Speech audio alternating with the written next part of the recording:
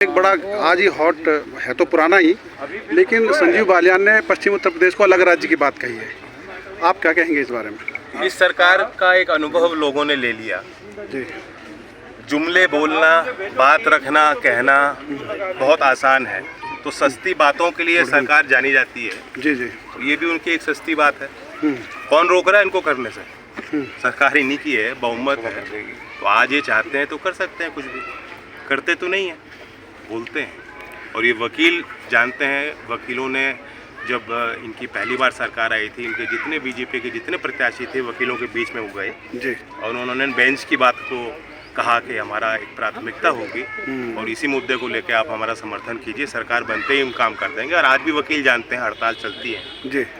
वकील समुदाय के लोग जानते हैं कि उनकी मांगों को भी नहीं रख पाए, जो आज बंटवारे की बात कर रहे हैं। अच्छा, जो इस समय इंडिया गठबंधन जो हुआ है और इस समय जो परिस्थिति है उसके हिसाब से 2024 के लोकसभा चुनाव जो होंगे उसको उत्तर प्रदेश के परिप्रेक्ष्य में कैसे देखें? उत्तर प्रदेश की सबसे बड़ी भूमिका रहेगी लोकतंत्र में। जो हम परिवर्तन लाना चाहते हैं, उत्तर प्रदेश के मतदाताओं की बहुत बड़ी जिम्मेदारी है। ठीक है, यहाँ दूसरा टर्म मिल गया है बीजेपी को, अप्रत्याशित जीत हासिल की है, इसमें कोई शक नहीं, मेजोरिटी की सरकार है जी। और लोकसभा में भी एक बढ़ चढ़ कर यहाँ बीजेपी को एक वर्चस्व मिला। जहाँ जमीन पर खड़े नोएडा, तो ऐसा माना जाता है कि चुनाव सीधा ही बीजेपी का टिकट हो जाता है, तो जीत के भेजा जा रहा है जी। इस बार पब्लिक को सोचना, नोएडा के बुद्धिजीवियों को सोचना पड़ेगा जी।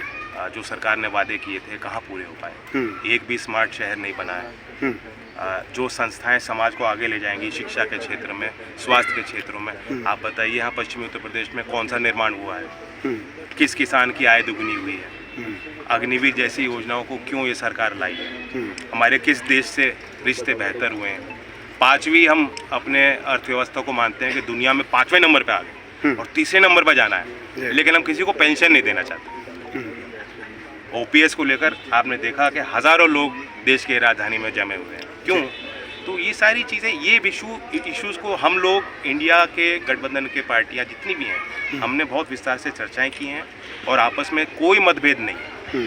सीटों को लेके, राजनीतिक वर्चस्व को लेके हमारी आपस में लड़ाई हो सकती है, लेकिन इन मुद्दों को लेके हम सब एक मन और विचार के हैं। समय पे नौजवानों को रोजगार देना है, अर्थव्यवस्था में व्यापक सुधार लाना है और किसान की बात को आगे बढ़ाना है। तो हम उम्मीद करते हैं इन इश्यूज़ को लेकर जनता हमें देखे, पहचाने और समर्थन। अगर केंद्र में सरकार बनती है तो आपकी तरफ, क्योंकि आप एक क्षेत्रीय दल के रूप में हैं और बड़ी महत्वपूर्ण भूमिका आपकी पश्चिम उत्तर प्रदेश के लिए है, तो क्या सरकार बनने पर अलग प्रदेश की और पश्चिमी यूपी में हाई कोर्ट की बात को आप कितना तवज्जो देंगे? देखिए, हाई कोर्ट की बात और छोटी इकाइयों की बात हमारे एजेंडा में रही है जी, लेकिन मैं कुछ अकेले कह दूं कि ये हम करेंगे जी, हम में और मैं फर्क है। तो जब सामूहिक तौर पे बातचीत होगी तब ये निर्णयों की हम घोषणा कर सकते हैं। लेकिन आज सवाल पूछिए, जो लोग आज छेड़ रहे हैं, चुनाव के टाइम छेड़ना कितना आसान है, उन्होंने क्या किया जी। तो आने वाले दिनों में पश्चिमी यूपी के लिए आपकी पार्टी क्या वादा करती है लोगों से? ये मेरा घर है जी, यहाँ मेरे लोग हैं, मुख्य जवाबदेही मेरी इन लोगों के प्रति है और मैं चाहता हूँ, मैं जानता हूँ कि पश्चिमी उत्तर प्रदेश देश का सबसे तरक्की वाला इलाका बन सकता है। यहाँ बुद्धिजीवी हैं, यहाँ प्रगतिशील लोग हैं, यहाँ कोई झगड़ा फसाद नहीं है। जो पहले एक वेव आया था, कोई टेंशन आपस में नहीं है। तो एकता और भाईचारे की भावना भी यहाँ निकल के आ रही है।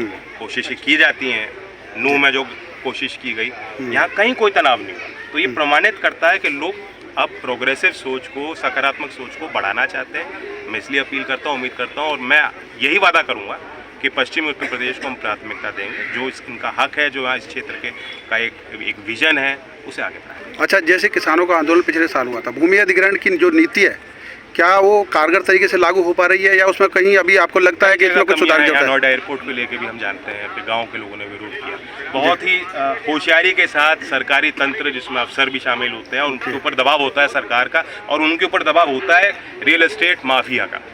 वो मिल के साठगांठ करके निर्णय करते हैं। कभी किसी को अर्बन दिखा दिया, किसी को रूरल दिखा दिया। अब सारा इलाका है रूरल, स्वभाव से भी रूरल है, अम्यूनिटीज को देखें उसमें भी रूरल है। ना सरकार ने कोई विकास कराया और जब अधिग्रहण करना होता है 4 गुना ना देना पड़े तो मुआवजे को, उसे सीमित मुआवजे को रखने के लिए वो उसको तुरंत रातों रात अर्बन घोषित कर देते।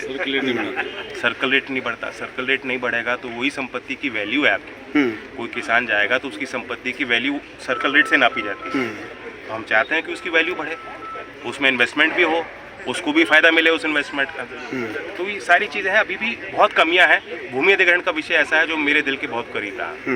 मैं एक सांसद था जिसने प्राइवेट मेंबर बिल अपना रखा था, प्रस्ताव रखा था, और उसके बाद सरकार का कानून आया था। बहुत संघर्ष लोगों ने किया। यहाँ से लेके आप आगरा तक जानते हैं कि किस तरह से जन सहयोग मिला, उसके बाद ये कानून बन पाया। तो ये बहुत इंटीमेट टॉपिक है मेरे लिए। मैं चाहता हूँ कि सबसे पहला हक जो भूस्वामी है उसका बनता है। एक बड़ा महत्वपूर्ण मुद्दा है जो स्थानीय स्तर पर है।